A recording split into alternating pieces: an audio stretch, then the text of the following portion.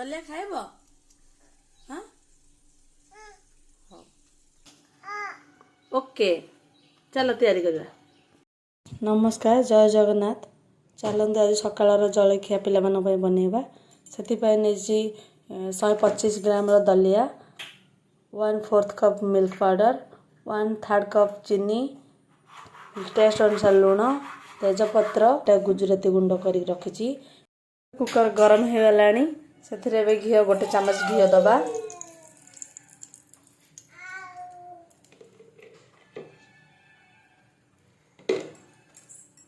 एबे तेजपत्र दे दबा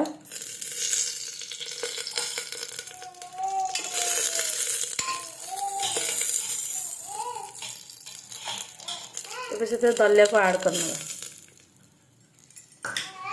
एबे भल भाव टिके भाजी नवा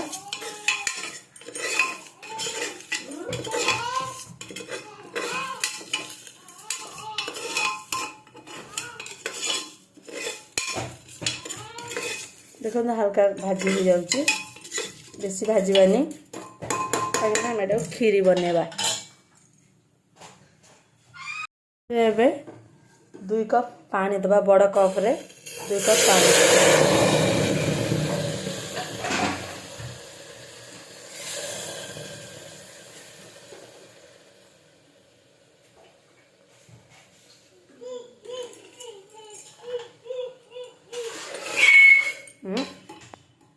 गैस को सिम करनबा से लुण दे दबा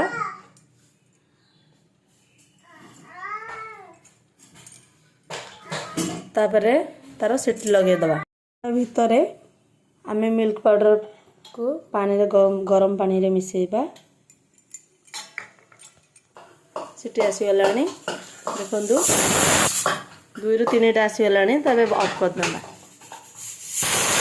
एबे हेई जासची तो आम ए गैस ऑन करवा से क्षीर आ चीनी ऐड करवा। मु क्षीर दे देली से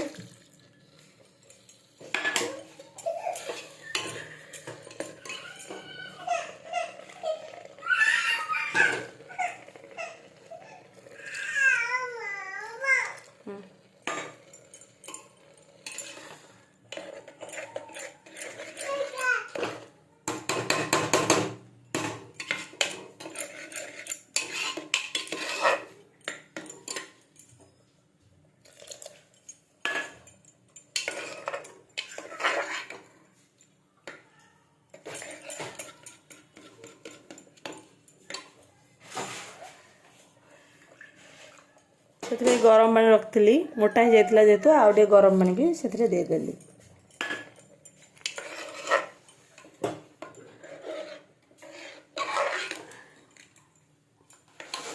एबे से चीनी दे दबा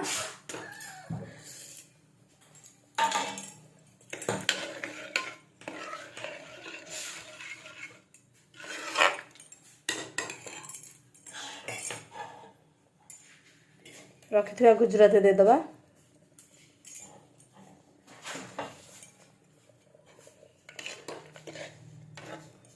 भल भाव फुटी सारू तापर गैस ऑफ करवा।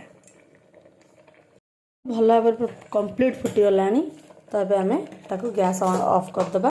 अबे प्रस्तुत हो सारानी दलिया खीरी मु गैस ऑफ कर नहीं देखंतु बहुत मोटा रहले पिला माने खाई परिबेनी खीरी रो कंसिस्टेंसी रहबा दरकार। एबे गोटे पात्र को काढ़ी ताकू काजू और आलमंड रे गार्निशिंग कर दबा। प्रस्तुत हो सारी आमर दलिया खीरी। दलिया खीरी आपको केमती लगे कमेंट माध्यम रे जणाइबे। मो चैनल को लाइक शेयर सब्सक्राइब करो।